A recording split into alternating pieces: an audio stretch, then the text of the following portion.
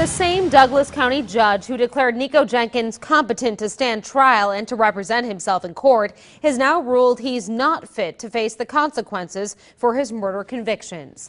Doctors will have to treat the convicted quadruple killer until they say he can understand the penalty of his crimes. Good evening, I'm Jennifer Griswold. Craig Negrelli is off tonight. Senior reporter Jake Wazakowski was at the Douglas County Courthouse when the judge released his decision and joins us live with the latest. Jake? Jen, Judge Batallion's switch on Nico's competency is because of the death penalty phase. He feels that the concern and consideration needs to be heightened, but the prosecution disagreed with the order. All the antics and outbursts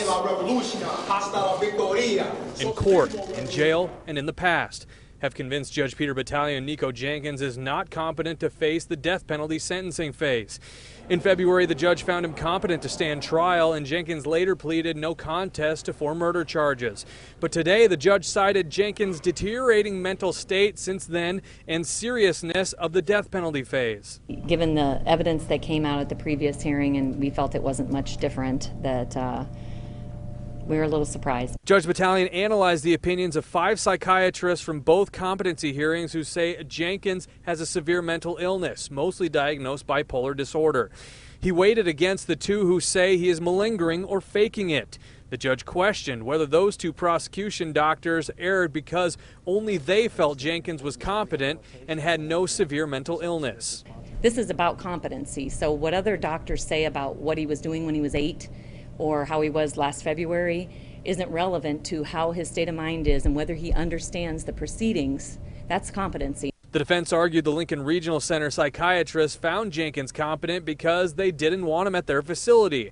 Now he may be on his way there. We've always sent people who need restoration and that are deemed to be not competent to the Lincoln Regional Center. That's our facility. That's where the treatment is. So that would be my thoughts, but that will be up to Judge Bataillon on the 29th. And the 29th that Brenda Beadle is referring to there is July 29th, where the judge will have a hearing to find out what to do with him. Likely he'll have to be moved out of solitary confinement to get him treatment. I did speak with the judge's chambers late this afternoon. They did tell me that in writing they notified the other 2 judges that will be involved in the death penalty phase to decide whether he will get the death penalty or not. They did notify them that that part of the sentencing will have to be postponed for now. Reporting live outside the Douglas County Courthouse in downtown Omaha, Jake Wazakowski, KMTV Action 3 News.